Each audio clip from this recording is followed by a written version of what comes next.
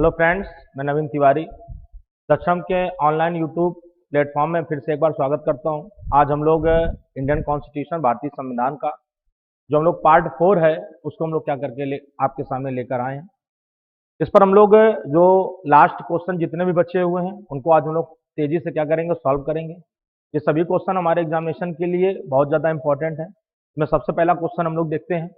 लिखा है भारतीय संविधान के किस अनुच्छेद में 6 से 14 वर्ष के जो बच्चे हैं इनके लिए शिक्षा का जो अधिकार है वो भारतीय संविधान के किस मूल अधिकार में रखा गया है। एक्चुअली में जो शिक्षा का अधिकार है ये हमारा भैया मूल अधिकार में भी, ये हमारे राज्य के नीति निर्देशक तत्व में भी, और ये हमारे मौलिक कर्तव्य में भी क्या है भैया,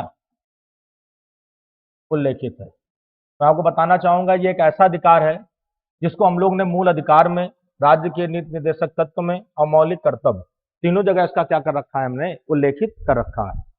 जो इस क्वेश्चन का जो आंसर होगा वो आंसर क्या होगा, क्योंकि इसमें मूल अधिकार शब्द जोड़ा गया है और मूल अधिकार को भारतीय संविधान के अनुच्छेद 21A में क्या किया गया है बेटा, उल्लेखित किया गया है। जो अनुच्छेद 21A है ये भारतीय संविधान में 86वें संविधान संशोधन 2002 के तहत क्या किया गया बेटा, ऐड किया गया। इसके तहत ये बताया गया कि प्रत्येक प्राथमिक स्कूलों में निःशुल्क विधिक सहायता, निःशुल्क शिक्षा क्या करी जाएगी बेटा, प्रदान करी जाएगी। जो एज बॉन्ड किया गया है ये एज बॉन्ड किया गया 6 से 14 वर्ष। पेपर में क्वेश्चन आता है कितने वर्ष तक के बच्चों को निःशुल्क शिक्षा देने का प्रावधान है, तो याद रखिए कितने वर्ष बेटा, 14 वर्ष। अगला क्वेश्चन देखते हैं हम लोग भैया। क्वेश्चन लिखा है लोक कल्याणकारी राज्य। ये मैंने पीछे चर्चा चला के आया हूं कि जब भी लोक कल्याणकारी राज्य शब्द की चर्चा होगी तो ये भारतीय संविधान में 2 जगह उल्लेखित है, एक प्रस्तावना और दूसरा बेटा हमारे यहाँ ये राज्य के नीति निर्देशक तत्व। ये 2 जगह से क्या किया गया है बेटा, उल्लेखित किया गया है। ऑप्शन में प्रस्तावना नहीं है इसलिए इसका आंसर राइट क्या होगा, राज्य के नीति निर्देशक तत्व, आंसर नंबर बी होगा। अगर ये ऑप्शन में प्रस्तावना भी होता तो एक ऑप्शन सी बनता है जहां पे लिखा होता है ए और बी दोनों, तो आपका जो राइट आंसर होगा वो ए और बी दोनों होगा।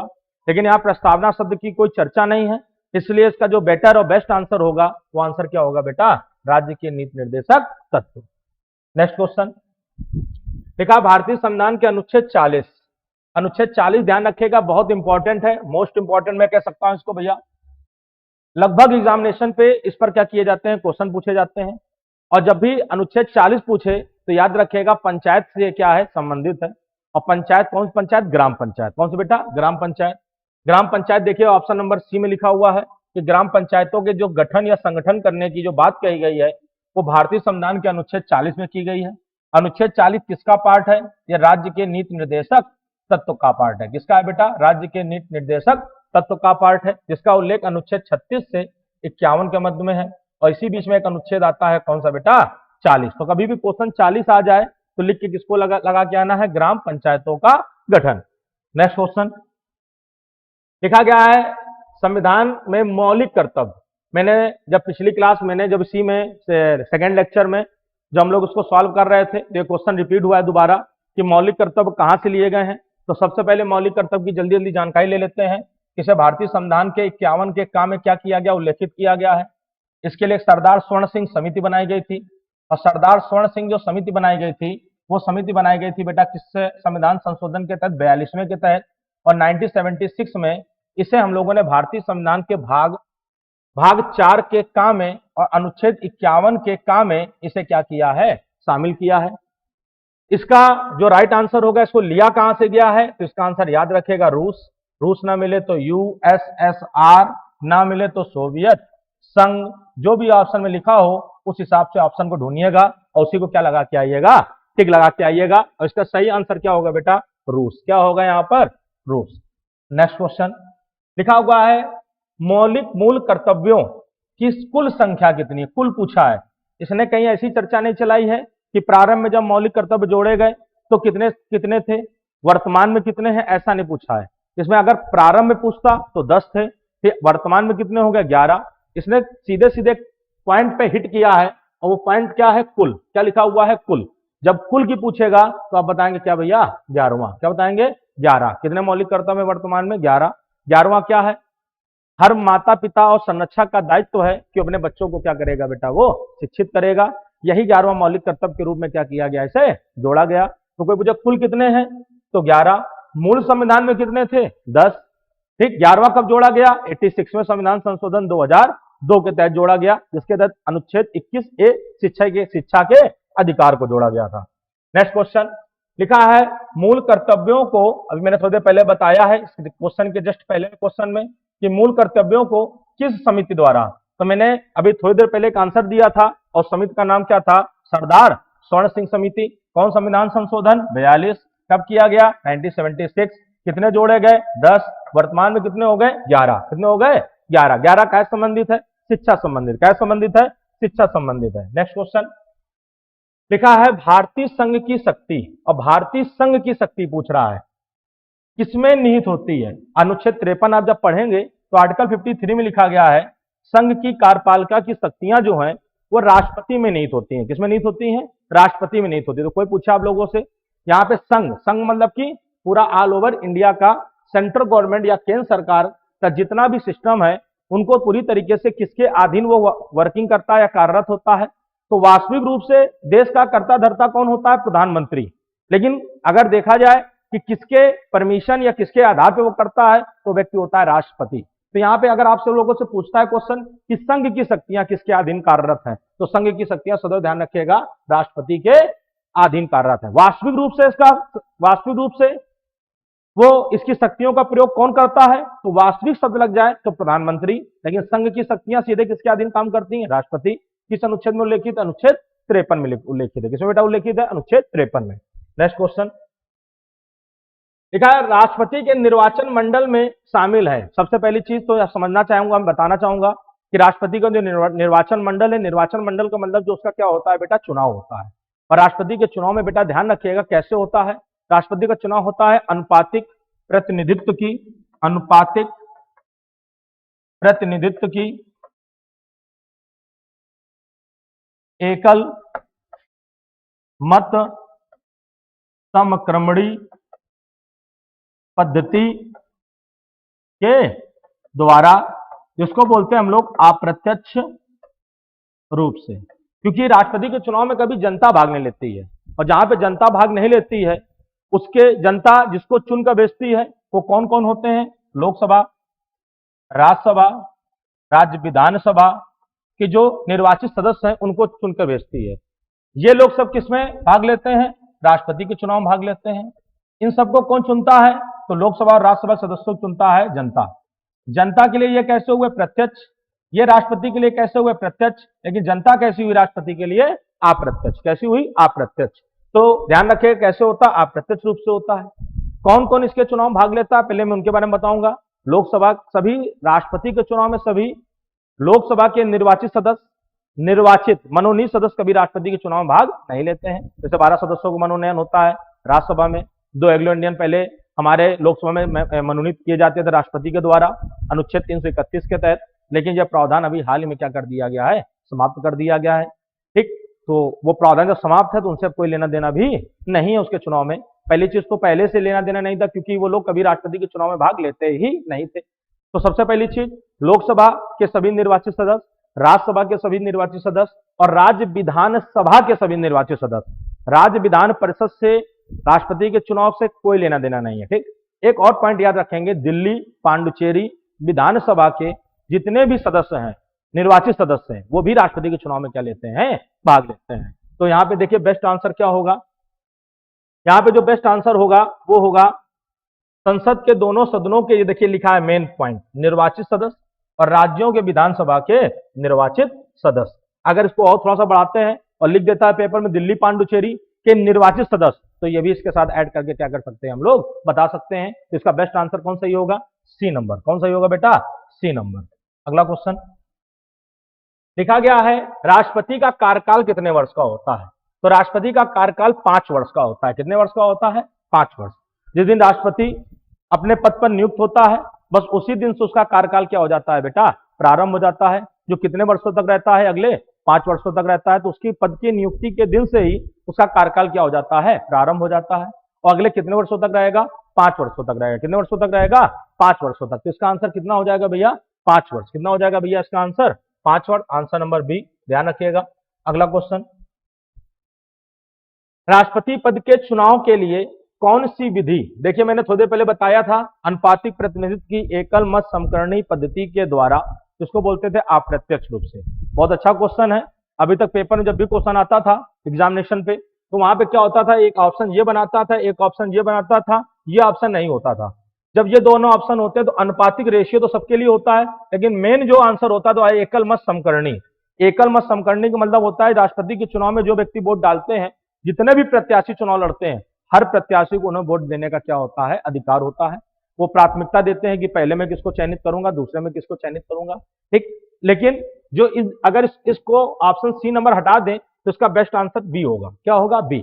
लेकिन इसमें हुआ क्या कि इसने सी नंबर ऑप्शन बना दिया और इसमें अप्रत्यक्ष शब्द भी जोड़ दिया, इसलिए इसका जो बेस्ट आंसर होगा, अच्छा क्वेश्चन है, इंपॉर्टेंट क्वेश्चन है आने वाले एग्जामिनेशनों के लिए, तो इसका सही आंसर होगा डी नंबर, ये सभी के सभी। तो कैसे होगा? अनुपातिक भी होगा, उसके बाद क्या होगा भैया? एकल भी होगा, अप्रत्यक्ष भी होगा, और उसके बाद होगा ये सभी के सभी। नेक्स्ट क्वेश्चन, निर्विरोध चुने जाने वाले राष्ट्रपति का नाम बताइए। बहुत अच्छा क्वेश्चन है।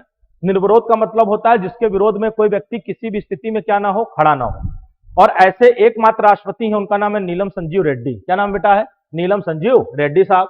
नीलम संजीव रेड्डी साहब जो थे, वो भैया ध्यान रखिएगा, एकमात्र ऐसे राष्ट्रपति हैं जो क्या हुए थे? निर्विरोध चुने गए थे। निर्विरोध जो चुने गए थे, इनकी एक और खूबी थी कि सबसे कम उम्र में क्या बने थे? राष्ट्रपति बने थे, मात्र 64 साल की उम्र में। उस समय लोकसभा अध्यक्ष के पद पर थे, वहां से निर्वाचित किए गए थे। मोरारजी देसाई जी की सरकार चल रही थी। इसके बाद अभी हाल ही में वर्तमान हमारी राष्ट्रपति हैं द्रौपदी मुर्मू जी। आपको उनके बारे में बताऊंगा कि वो पूरे के पूरे ऑल ओवर इंडिया में उनकी क्या खास बातें हैं। सबसे पहली चीज, अनुसूचित जनजाति से चुने जाने वाली पहली महिला, या अनुसूचित जनजाति से चुने जाने वाली पहली राष्ट्रपति। दूसरी खूबी क्या थी? अभी तक जो हम लोग नीलम संजीव रेड्डी के लिए जानते थे कि सबसे कम उम्र में चुने गए, अब वो वर्तमान में इतिहास किसके नाम पे हो गया है? द्रौपदी मुर्मू जी के नाम पर। सबसे कम उम्र में वो क्या बनी? देश की राष्ट्रपति बनी। लगभग 63 साल समथिंग कुछ महीने में क्या बनी है? वो राष्ट्रपति बनी। तो सबसे कम उम्र में वर्तमान में कौन है? द्रौपदी मुर्मू। ऑप्शन में नहीं मिलेगा तो नीलम संजीव रेड्डी, निर्विरोध चुने जाने वाले एकमात्र राष्ट्रपति। अगला क्वेश्चन, राष्ट्रपति पर महाभियोग का आरोप संसद के किस सदन में लगता है? याद रखिएगा, जब भी अगर क्वेश्चन आ जाए महाभियोग, इंपॉर्टेंट क्वेश्चन है, महाभियोग का उल्लेख भारतीय संविधान के 61 में किया गया है। किसमें किया गया है? 61 में। राष्ट्रपति को जब भी उसके पद से हटाना होगा तो महाभियोग पद्धति के द्वारा हटाया जाएगा। इसके लिए उसके ऊपर एक आधार बताया जाएगा तो उसने संविधान का अतिक्रमण कर रखा है, संविधान का किसी कानून का उल्लंघन कर रखा है, उस आधार पर उसके आगे के प्रावधान होंगे। लेकिन एक नियम यह कहता है कि जब भी महाभियोग प्रक्रिया होगी तो राष्ट्रपति को 14 दिन पहले, कितने दिन पहले? 14 दिन पहले इस बात से सूचित करना होगा। दूसरी चीज, जब भी राष्ट्रपति व महाभियोग प्रक्रिया प्रारंभ होगी तो इसका एक नियम यह कहता है कि वो चाहे लोकसभा हो चाहे राज्यसभा हो, किसी भी सदन में उसके नाम का प्रस्ताव लाया जा सकता है। इसके लिए जो बेस्ट आंसर होगा वो होगा संसद के किसी भी सदन में। किसी भी भैया? संसद के किसी भी सदन में राष्ट्रपति को यदि उसके पद से हटाना है तो आप किसी भी सदन में उसके नाम का क्या ला सकते हैं बेटा? प्रस्ताव ला सकते हैं। आंसर नंबर कौन सही होगा? C number. अगला क्वेश्चन लिखा है, भारतीय सेनाओं, बहुत अच्छा क्वेश्चन, इंपॉर्टेंट है, यह भी कई बार एग्जामिनेशनों में पूछा गया, मोस्ट इंपॉर्टेंट मैं कह सकता हूं। भारतीय सेनाओं का सर्वोच्च सेनापति कौन होता है? सर्वोच्च अधिकारी कौन होता है? सर्वोच्च सेनापति कौन होता है? तो कभी जल्दबाजी में कोई व्यक्ति रक्षा मंत्री नहीं लगा के आएगा। सर्वोच्च सेनापति जो होता है वो सर्वोच्च सेनापति कौन होता है भैया? राष्ट्रपति होता है। कौन होता है? राष्ट्रपति होता है। तो कभी क्वेश्चन आ जाए कि तीनों सेनाओं का सर्वोच्च कमांडर कौन होता है, तो ध्यान रखिएगा कौन होता है? राष्ट्रपति होता है। कोई व्यक्ति किसी भी प्रकार से किसको लगा के नहीं आएगा? रक्षा मंत्री को लगा के नहीं आएगा। ठीक। नेक्स्ट क्वेश्चन, भारतीय संविधान के अनुसार संघ की कार्यपालिका शक्तियां, मैंने बताया था अनुच्छेद 53, मैंने थोड़ी देर पहले बताया कि अनुच्छेद 53 जो है, संघ की कार्यपालिका की शक्तियां किसमें निहित होती हैं बेटा? राष्ट्रपति में निहित होती हैं। किसमें निहित होती हैं? राष्ट्रपति में निहित होती हैं। तो बार बार क्वेश्चन रिपीट हो रहे हैं, ये बार बार क्वेश्चन इसलिए प्रैक्टिस करा रहा हूं कि आपके दिमाग से क्वेश्चन क्या नहीं होना चाहिए? ओझल नहीं होना चाहिए। अगर ये क्वेश्चन आ जाए तो एग्जामिनेशन में हमसे ये क्वेश्चन गलत होना ही नहीं चाहिए, ये बहुत इंपॉर्टेंट है, ध्यान रखिएगा। ठीक। तो सबसे पहली चीज कि अनुच्छेद 53 बताया गया, कार्यपालिका की समस्त शक्तियां राष्ट्रपति में निहित होती हैं। उसका बेस्ट आंसर क्या होगा? राष्ट्रपति। अगला क्वेश्चन, उपराष्ट्रपति। अब उपराष्ट्रपति से संबंधित क्वेश्चन आ गए। तो उपराष्ट्रपति का निर्वाचन मंडल, जैसे भी राष्ट्रपति के निर्वाचन मंडल में हम लोग क्या कर रहे थे?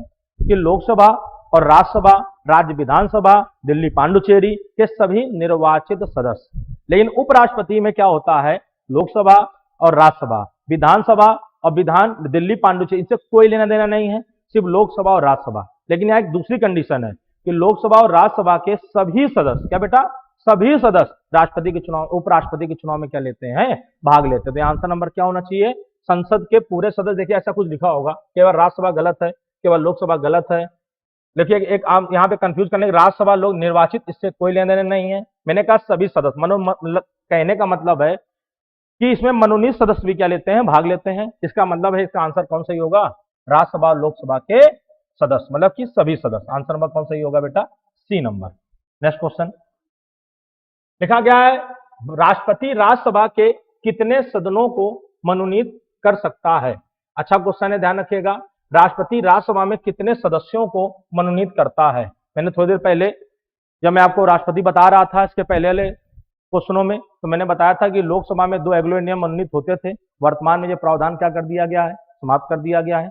और राज्यसभा में 12 सदस्यों का मनोनयन कौन करता है, राष्ट्रपति ही करता है।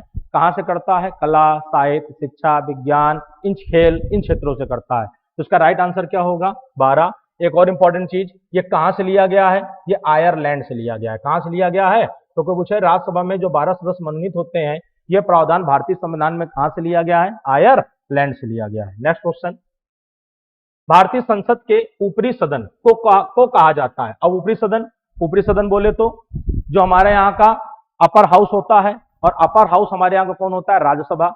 जो हमारे यहाँ का लोअर हाउस होता है, निम्न सदन होता है, वो हमारे यहाँ का कौन होता है, लोकसभा। कौन होता है, लोकसभा। ये कैसा सदन है, स्थायी सदन है, इसे भंग नहीं किया जा सकता है। तो इसका बेस्ट आंसर जो होगा, ऊपरी सदन लिख के आया है, तो आंसर क्या होगा, राज्यसभा। कार्यकाल 6 वर्ष का, लोकसभा का कार्यकाल 5 वर्ष का। कितने वर्ष का, 5 वर्ष का। याद रखिए, इसका आंसर कौन सही होगा, बी। नेक्स्ट क्वेश्चन, प्रधानमंत्री की नियुक्ति कौन करता है। याद रखिएगा, प्रधानमंत्री लिखा हो, मंत्रिपरिषद लिखा हो, इसका उल्लेख भारतीय संविधान के आर्टिकल 75 में है। सबसे पहली चीज, ठीक। दूसरी चीज, इसकी नियुक्ति कौन करता है, तो हमारे यहां पर सेंट्रल गवर्नमेंट के लगभग सभी पदों की नियुक्ति कौन करता है, देश का राष्ट्रपति। मैंने बताया कार्यपालिका की समस्त शक्तियां राष्ट्रपति में निहित है। संघ में जितने भी काम होंगे बिना राष्ट्रपति की अनुमति बगैर नहीं होंगे। तो इसका मतलब क्या है कि जो राष्ट्रपति है वही प्रधानमंत्री, उसकी मंत्रिपरिषद, उसके जो भी मंत्री बनते हैं, कैबिनेट मंत्री, राज्य मंत्री, स्वतंत्र प्रभार राज्य मंत्री, उनके जो पद जो बांटे जाते हैं, इन पदों की नियुक्ति जो कौन कराता है, तो सब के सब कौन कराता है, राष्ट्रपति कराता है। ठीक, तो इसका बेस्ट आंसर क्या होगा, राष्ट्रपति। ठीक, हम लोगों ने आज की क्लास में कॉन्स्टिट्यूशन के जितने भी बेसिक क्वेश्चन थे, हम लोगों ने ओवरऑल पूरी सीट को क्या किया, यहाँ पर सॉल्व किया। कॉन्स्टिट्यूशन की अगली सीट हम लोग नए सिरे से, एक नए कंटेंट के साथ, एक नए, इससे जो भी क्वेश्चन थे इससे और लेवल के ऊपर के क्वेश्चन हम लोग नेक्स्ट क्लास में हम लोग इसको लेकर आएंगे, और जितने और इंपॉर्टेंट क्वेश्चन उनको सॉल्व कराएंगे। अगली जो हम लोग क्लास लॉन्च करने जा रहे हैं वो हम लोग भूगोल से संबंधित, ज्योग्राफी से संबंधित, और इसमें कौन सी ज्योग्राफी का पार्ट हम लोग पढ़ेंगे, इंडियन ज्योग्राफी, भारतीय भूगोल। भारतीय भूगोल के वो क्वेश्चन जो सबसे इंपॉर्टेंट क्वेश्चन है, प्लस हमारे एग्जामिनेशन में आ चुके हैं या आने के लिए लगभग वो क्वेश्चन इंपॉर्टेंट है, उन सभी क्वेश्चनों की हम लोग नेक्स्ट क्लास में क्या करेंगे, प्रैक्टिस करेंगे। सभी प्यारे बच्चे चैनल को सब्सक्राइब करना ना भूलें, लाइक करना ना भूलें, और मैसेज जरूर से जरूर करें, जिससे मुझे ये पता चलता रहे कि हमारे साथ कौन से बच्चे किस तरीके से मेहनत कर रहे हैं, और ये भी पता चलता रहे कि किस तरीके से हम और आप एक दूसरे के साथ जुड़कर क्या कर रहे हैं, काम कर रहे हैं। सबसे इंपॉर्टेंट बात जो सबसे ज्यादा है कि लाइक और कमेंट करना बिल्कुल भी मत भूलें। इसी के साथ मैं अपने क्लास को समाप्त करता हूं। जय हिंद, जय भारत।